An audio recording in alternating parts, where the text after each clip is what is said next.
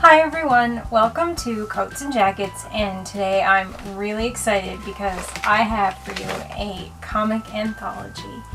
This is an indie self-published comic anthology. I'm going to open it up for the first time right now and let you guys have a look at it.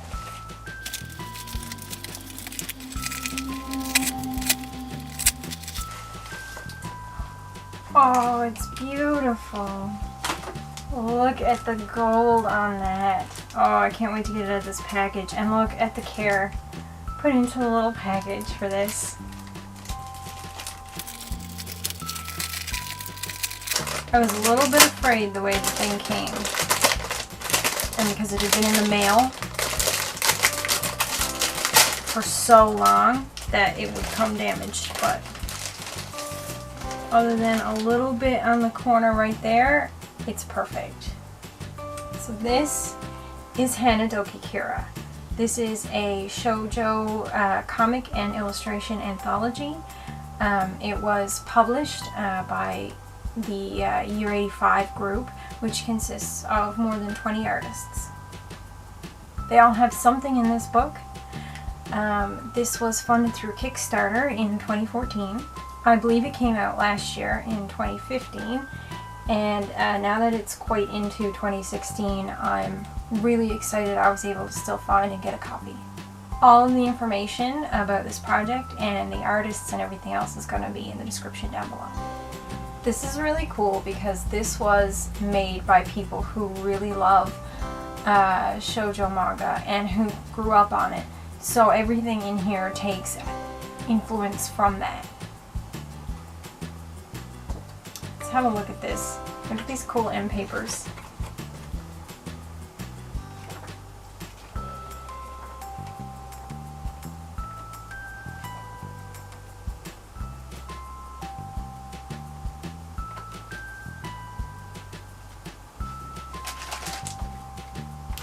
See what else they put in here. It looks like there's some stickers or something in here too, which I did not expect.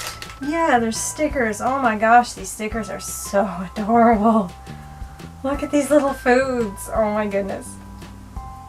So I got mine online from Pinky Moon Creations.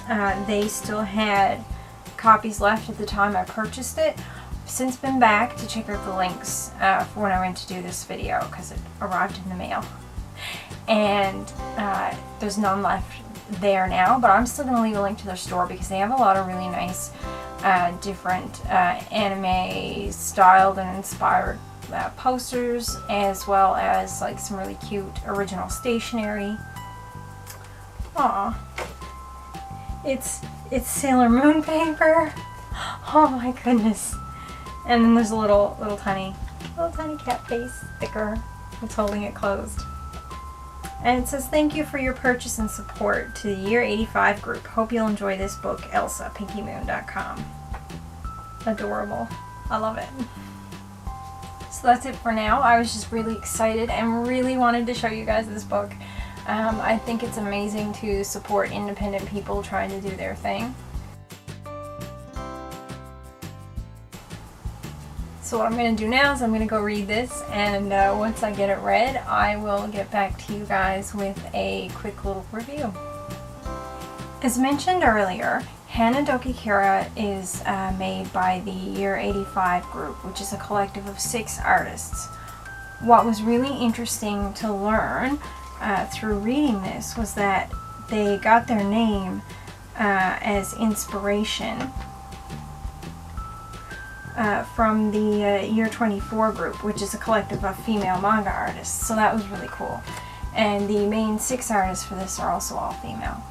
However, there are over 20 artists in here total whose work has been collected in this book, and they consist of both male and female.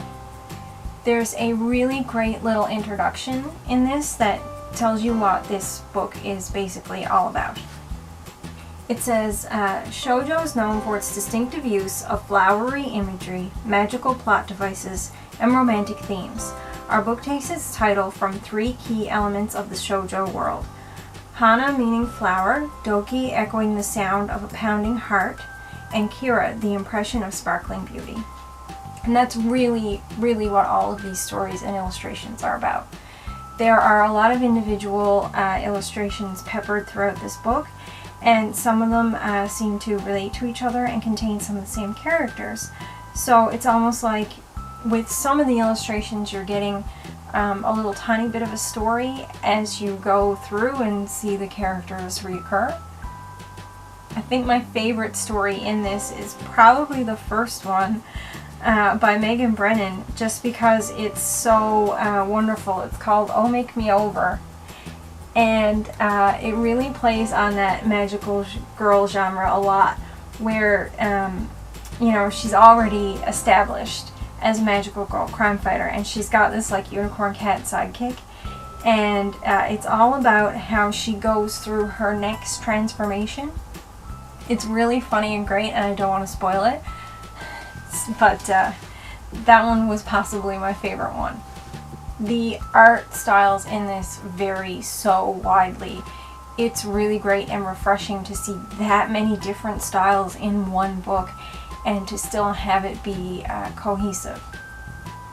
The comics are all very short, some with text, some with no text. They're all the beginnings of somebody's story. So it's always an introduction to a group of people, maybe how they get powers, maybe how they decide who they want to be, how they meet someone that they love, how they've first fallen in love, their first time holding hands. Different little stories like that are really nice. I was really impressed with how much story they actually told in a very short amount of time. Each story is only 3 to 4 pages long. Some are a little more, but most are about 3 to 4 pages each. One story that was the introduction of how this girl got her powers pretty much ended on a cliffhanger. And I want to know what happens, and I don't know if there's another place I can look it up, but it was just, that one really stood out to me because that one was such a weird cliffhanger. It's called Magical Medic Alyssa, and it was just such a cliffhanger place. She just finds somebody and they give her powers, and she fights this monster thing that shows up, and then she's just like, what the heck? What happened? How come that happened? How did I get here? And why do I now have powers? And that's it. The end. That was the only one I felt disappointed by, only because I wanted there to be more story. I'm assuming if I go on their website, I could maybe look up more about that story, or maybe it's just left on a cliffhanger. Who knows? There is one that's, it's not left on a cliffhanger, but it is only part of the story, and it does say to be continued.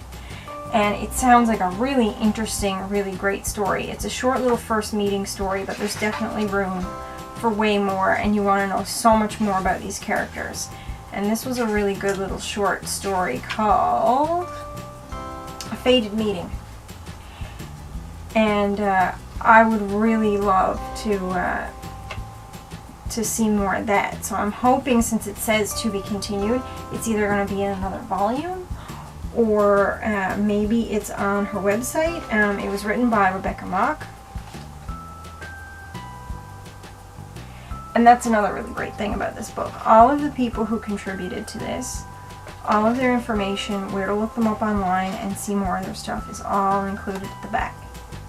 I think this is a really great little book, and if you are at all interested in shoujo or magical girls, then I would say go find this and get yourself a copy. Thanks so much for watching. Have a great day, everybody. Bye.